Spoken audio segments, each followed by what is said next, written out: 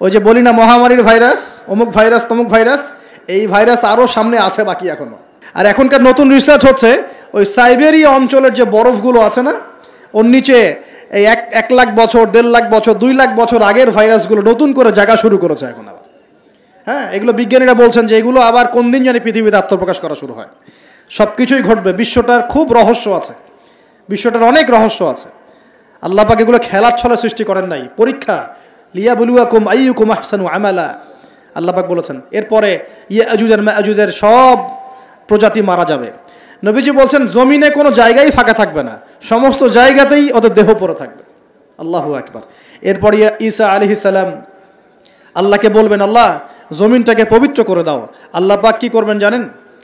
বড় বড় নখরওয়ালা, বড় বড় নখ আছে, নখ দেখেছেন? বড় বড় নখ, বড় বড় নখওয়ালা একটা স্পেশাল প্রজাতির পাখি আল্লাহ পাঠাবেন। কি পাঠাবেন?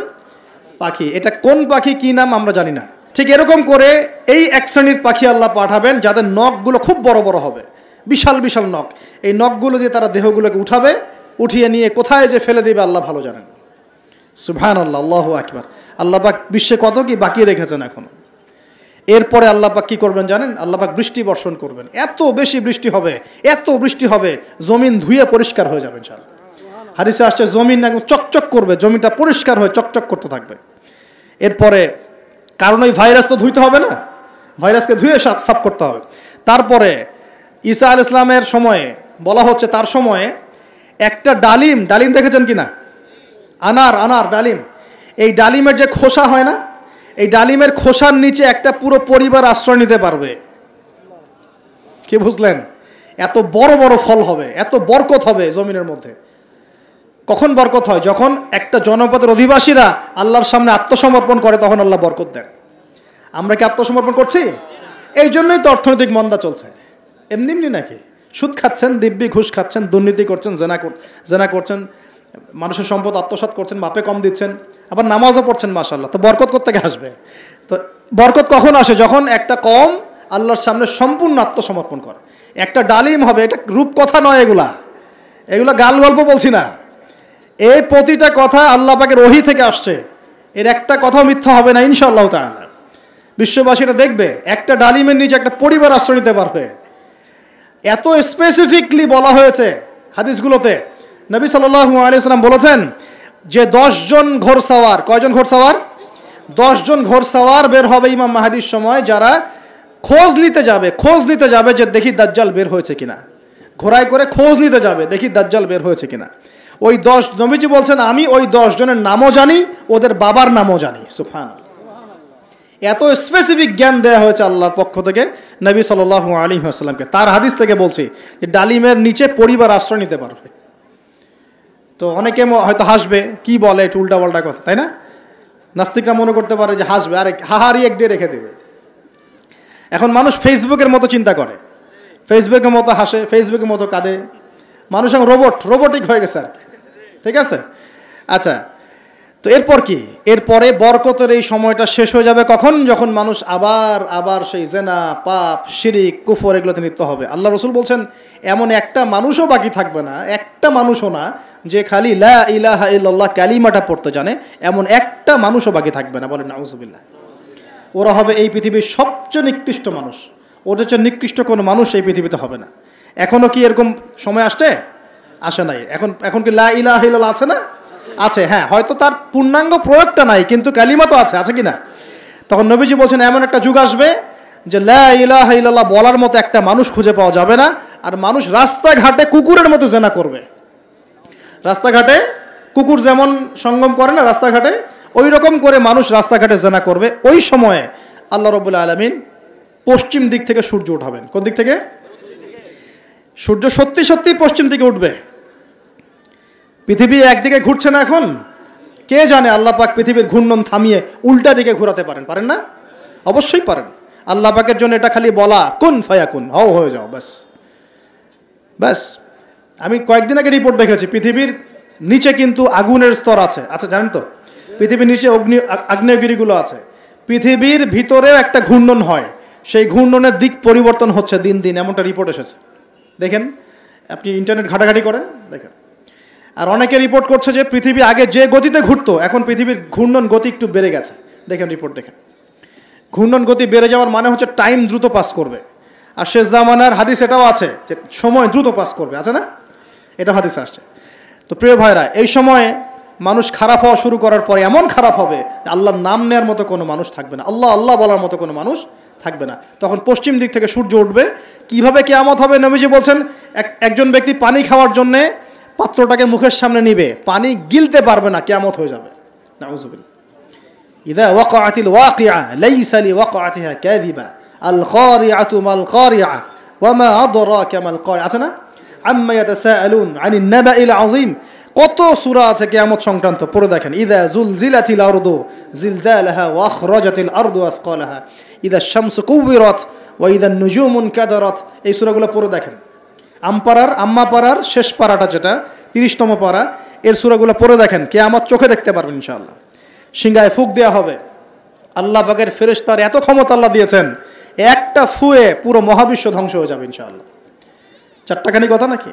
দ্বিতীয় ফুৎকারে আবার সবাইকে জীবিত করা হবে। এবং এই যে দুনিয়ার জীবনটা আমরা কাটাচ্ছি, এই 30, 40, 50, 60, 100 বছরের জীবন, এই জীবনের এক একটা হিসেব আল্লাহর সামনে দাঁড়িয়ে সেদিন দেওয়া লাগবে। অতএব এই দুনিয়ার জীবনটাতে প্রস্তুতি গ্রহণ করি। যেমন ধরেন, মনে করেন আমাদের সংকট হয়েছে, এখন আমরা বহির্বিশ্বের কোনো দেশের কাছে গেলাম, গিয়ে বললাম যে আমাদেরকে লোন দেন। ওরা কি এমনি এমনি লোন দিবে? এমনি দিবে? যাও তোমাকে 10 কোটি টাকা এমনি এমনি দিয়ে দিলাম, $1000 বিলিয়ন এমনি দিবে? কখনো এমনি দিবে না। বরং সে একটা সুদ ফিক্স করবে, হয় 10%, না হলে 12%, না হলে 20%। ও সুদ ফিক্স করবে। যখন সুদটা ফিক্স করে দিবে, তখন এই সুদটা শোধ করতে হবে আপনার শ্রম দিয়ে ওই সুদটাকে শোধ করতে হবে। শ্রম কি শুধু এমপি মন্ত্রীরা করবে, নাকি শ্রম আপনিও করেন? আপনাদের শ্রম থেকে এটাকে তুলে নিয়ে শোধ করতে হবে না? এটাই হচ্ছে সুদভিত্তিক অর্থনীতির সবচেয়ে মারাত্মক দিক। এতে করে ওরা ধনী হবে দিন দিন, আর গরিবরা আরও গরিব হবে দিন দিন। আল্লাহ পাক এমনি বলেন নাই ইয়ামহাকুল্লাহুর রিবা ওয়া ইউরবিস সাদাকাত। আল্লাহ পাক সুদের মধ্য দিয়ে একদম সম্পদ সংকুচিত করে ফেলেন। একদম সম্পদ সুদের মধ্য দিয়ে সংকুচিত করে ফেলেন, আর সাদাকার মধ্য দিয়ে সম্পদ প্রসারিত হয়। এই আয়াতগুলো খালি পড়লে হবে না, বুঝতে হবে, না বাস্তবে প্রয়োগ করতে হবে? আচ্ছা, আরও ব্যাপার আছে। এখন সুদ দেওয়ার সময় কি হবে জানেন? যদি দেখা যায় আপনার, মনে করেন $1 সমান 80 টাকা, মনে করেন, যদি দেখেন এই সুদগুলো পরিশোধ করতে পারছেন না, দেখবেন যে ডলারের এগেনস্টে আপনার টাকার মান কমে যাবে। তখন হয়ে গেল $1 সমান 100 টাকা। কয় টাকা বাড়লো? 20 টাকা। 20% বেড়ে যাওয়া মানে হচ্ছে আপনার বেতন যদি হয় 100 টাকা, এখন বেতন হয়ে গেছে 80 টাকা। বুঝতে পারছেন না মনে হয়? আপনার বেতন যদি হয় 100 টাকা, এখন বেতন হয়েছে 80 টাকা। 100 টাকা শ্রম দিয়েছেন, 80 টাকার প্রফিট পাবেন। 20 টাকা গায়েব। ওটা কোথায় গেল? ওই যে সুদ দিয়েছে ওর পকেটে চলে গেছে। আপনার অর্থও চলে গেল, আপনার শ্রমও চলে গেল। এর উপর আরও অনেক বিষয় আছে। আজকে ইকোনমিক্স নিয়ে বোঝালে আপনার মাথা খারাপ হয়ে যাবে, বলবেন যে ভাই কি শুরু করলেন এগুলো শুধু অর্থনীতির কথা নয়, এগুলো ইসলামের কথা। কিসের কথা? আল্লাহ রাব্বুল আলামিন এই কিতাবের মধ্যে প্রতিটা বিষয়ের সমাধান দিয়েছেন। প্রত্যেকটা বিষয় আল্লাহ পাক এই সংকটগুলোর সমাধান দিয়েছেন। তোমরা অপচয় বন্ধ করো। কি বন্ধ করো? অপচয় বন্ধ করো। নিশ্চয়ই অপচয়কারীরা শয়তানের ভাই। নিশ্চয়ই কি অপচয়কারীরা? আমরা একটু ওয়াদা করতে পারি যে আমরা ইনশাআল্লাহ এই রমজান থেকে অপচয় বন্ধ করে ফেলবো ইনশাআল্লাহ। কোনো প্রকার অপচয় করবো না ইনশাআল্লাহ। না সময় অপচয় করব, না গ্যাস, না পানি, না তেল, না টাকা, না কিছুই অপচয় করবো না। পারা যাবে ইনশাআল্লাহ? বরং যেটা আমি বাঁচাতে পারবো সেটা আমি আমার পরিবারের জন্য তো সেভ করবই, পাশাপাশি আমার প্রতিবেশী, আমার আত্মীয় এবং দুস্থ মানুষের কল্যাণে ব্যয় করবেন। পারা যাবেন ইনশাআল্লাহ? এই জিনিসটা একাকী করব, যদি আমার কোনো অ্যাসোসিয়েশন থাকে সে তার আন্ডারে করব, আরও যদি বড় কোনো দায়িত্ব থাকে তার আন্ডারে করবো ইনশাআল্লাহ। পারা যাবে ইনশাআল্লাহ? 1 নাম্বার শিক্ষা। 2 নাম্বার, আপনাদের সবার জাকাতগুলো অবশ্যই দেওয়ার ব্যবস্থা করবেন। পারবেন ইনশাআল্লাহ? জাকাতের খাত 8টা। ওলামায়ে কেরামের কাছে জিজ্ঞাসা করে নেবেন কোন কোন খাতে জাকাত দেওয়া যায়, আপনাকে বলে দিবেন সব। সূরা তাওবার 60 নম্বর আয়াত। সূরা তাওবার 60 নম্বর আয়াতে জাকাতের খাতগুলো বর্ণনা করা আছে। এখানে একটা কথা বলি, অমুসলিমদেরকেও জাকাত দেওয়া যায়। জাকাতের যে খাতগুলো আছে না, 8টা খাত, এর মধ্যে একটা খাত আছে অমুসলিমকেও জাকাতের টাকা দেওয়া যায়। কেন দিব না আমরা? যদি একজন অমুসলিম ভাই খুব দরিদ্র হয়, তার পাশে দাঁড়ানোর দরকার নাই? সে কি মানুষ না? তার সাথে কি আমরা শত্রুতা পোষণ করব? তাকে ঘৃণা করব? না। তার উপর কি ইসলামকে জোর করে চাপিয়ে দিব? না। আমরা তাকে হেল্প করব জাকাতের টাকা দিয়ে, যাতে করে সে ইসলাম সম্পর্কে একটা ভালো ধারণা পায় এবং ইনশাল্লাহ ওই দেখা যাবে ওই উপকার করার ফলে তার মনের মধ্যে ইসলাম সম্পর্কে ভালো ধারণা আসবে, একদিন সে মুসলিম হয়ে যাবে ইনশাআল্লাহ। এমন হতে পারে না? তা আমরা কিন্তু ইসলাম পরিপূর্ণ আসলে ইম্পোজ করতে পারি না। অমুসলিমদের সাথে আমাদের শত্রুতা থাকবে কেন? তাদের সাথে আমরা মৈত্রীর সম্পর্ক রাখবো। একটা কান্ট্রির মধ্যে কি মুসলিম অমুসলিম মারামারি করবে, বিদ্বেষে জড়াবে? সে তার ধর্ম তার মতো করে পালন করবে, আমরা আমাদের ধর্ম আমাদের মতো করে পালন করব। বরং কোরআন বলছে যাকাতের যে সম্পদ, যে খাত আছে, এই খাতের মধ্যে ওয়াল মুআল্লাফাতু কুলুবুহুম একটা খাত আছে। তাদের অন্তরকে আল্লাহর দিকে আকৃষ্ট করার জন্য অমুসলিমদেরকেও যাকাত দেওয়া যায়। তো আমরা সবাই যাকাতগুলো দিব তো ইনশাআল্লাহ। এরপরে আছে সাদাকাতুল ফিতর, এটাও দেওয়ার চেষ্টা করবেন। এটা তো আপনারা জানেন সাদাকাতুল ফিতর দিতে হয়। এরপরে রমজানে বেশি বেশি দান সাদাকা করবেন। এগুলো কিন্তু অপচয় হচ্ছে না, এগুলো পরকালে সঞ্চয় হচ্ছে ইনশাআল্লাহ। এই দান সদকা পরকালে সঞ্চয় হচ্ছে না?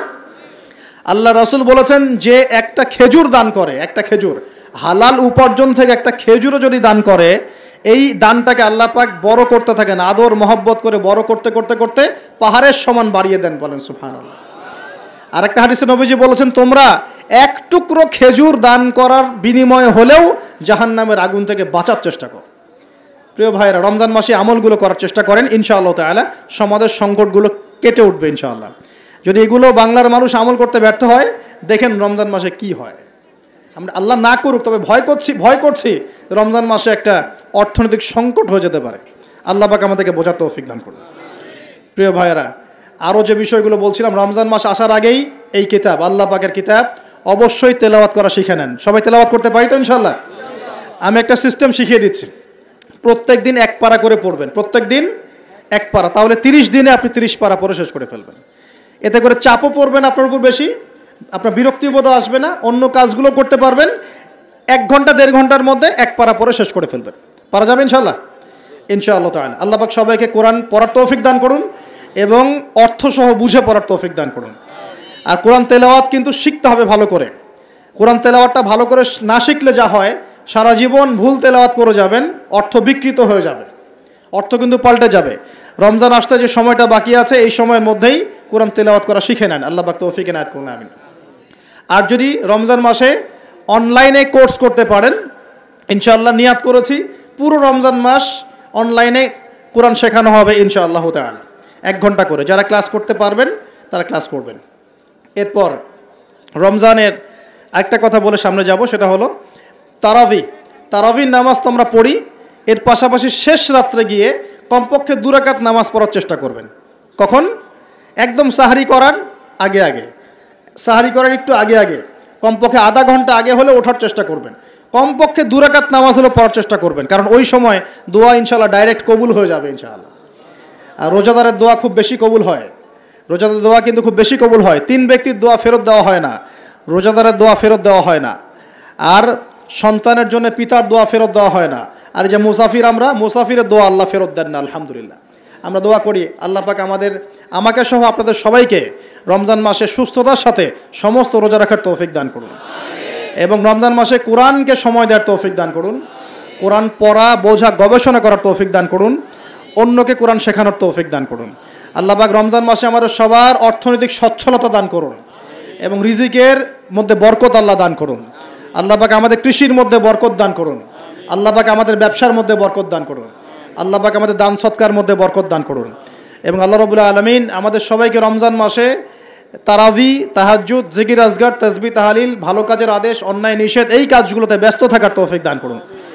আমরা দোয়া করি আল্লাহ রাব্বুল আলামিন আমাদের সবাইকে যেন পারিবারিকভাবে, সামাজিকভাবে এবং রাষ্ট্রীয়ভাবে ইসলাম পালন করার তৌফিক দান করেন। আমি এখন একটা বিষয়ের দিকে ইঙ্গিত করছি। আজকে জুমার দিন ছিল, জুমার দিনে সূরা কাহাফ কারা কারা পড়েছেন? হাত উঁচু করেন দেখি। মাশাআল্লাহ, অনেকেই পড়েছেন। নবী সাল্লাল্লাহু আলাইহি ওয়াসাল্লাম এই একটা সূরাকে বলেছেন, এই একটা সূরাকেই তিনি বলেছেন যেই সূরাটা আপনাকে মাসিহুদ দাজ্জালের ফিতনা থেকে বাঁচাবে। হঠাৎ করে দাজ্জালে কেন আসলাম? কারণ সারা বিশ্বে এখন চলমান যে 4-5টা ইস্যু চলছে, একটা ওই যে ইউক্রেন রাশিয়ার যুদ্ধ, একটা মানে ইউক্রেন রাশিয়া আসলে মানে পশ্চিমাদের সাথে রাশিয়ার যুদ্ধ আর কি, ইউক্রেন রাশিয়া নয়, এখানে ন্যাটোর সাথে রাশিয়া লড়াই করছে।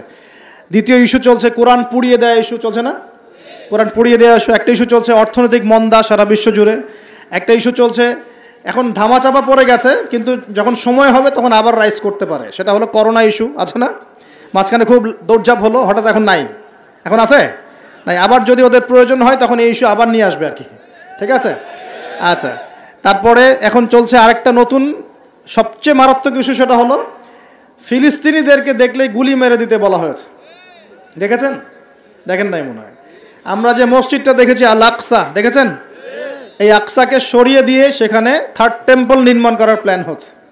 মানে এই যে থার্ড টেম্পল তো বোঝেন না, হাইকেলে সুলাইমানি, মানে ওরা মনে করে যে তারা বানু ইসরাইল, একটু বোঝেন, ওরা মনে করে যে ওরা বানু ইসরাইল, আসলে ওরা বানু ইসরাইল নয়, ওরা হচ্ছে ইউরোপিয়ান জিউস। ওরা মনে করে যে ওদের একজন মাসিহ আসবে। কে আসবে? মাসিহ। মাসিহ মানে ত্রাণকর্তা। মাসিহ মানে কি? ত্রাণকর্তা। যে আসলে তারা শুধু আরব না, সারা বিশ্ব তারা শাসন করবে, এমনটা তারা মনে করে। এবং ওদের ধর্মগ্রন্থে একটা আছে তালমুদ, কি নাম? তালমুদ। এই তালমুদের মধ্যে এটা লেখাও আছে যে একজন মাসিহ আসবে, যে মাসিহ আসলে তারা বিশ্ব শাসন করবে। বাস্তবতা হচ্ছে ওই মাসিহ এসেছিলেন, আসেন নাই? ওই মাসিহ সত্যি সত্যি এসেছিলেন, কিন্তু তারা তাকে চিনতে পারে নাই। সেই মাসিহের নাম কি? নবী ঈসা আলাইহিস সালাম। আমরা বলি না মাসিহ ইবনে মারইয়াম, আমরা বলি না ঈসা আলাইহিস সালামকে আল্লাহর মাসিহ না, ত্রাণকর্তা। তো ঈসা আলাইহিস সালামকে তারা চিনতে ব্যর্থ হয়েছে এবং তাকে তারা হত্যারও চেষ্টা করেছিল, কিন্তু আল্লাহ রাব্বুল আলামিন তাকে উঠিয়ে নিয়েছেন কোথায়? আল্লাহর কাছে। আল্লাহর কাছে। ওয়ামা কাতালুহু ওয়ামা সালাবুহু, তারা তাকে হত্যাও করে নাই, ক্রুশবিদ্ধ করতে পারে নাই, বরং আল্লাহ পাক তাকে বাল রাফাআহুল্লাহু ইলাইহি, আল্লাহ পাক তাকে তার কাছে উঠিয়ে নিয়েছেন।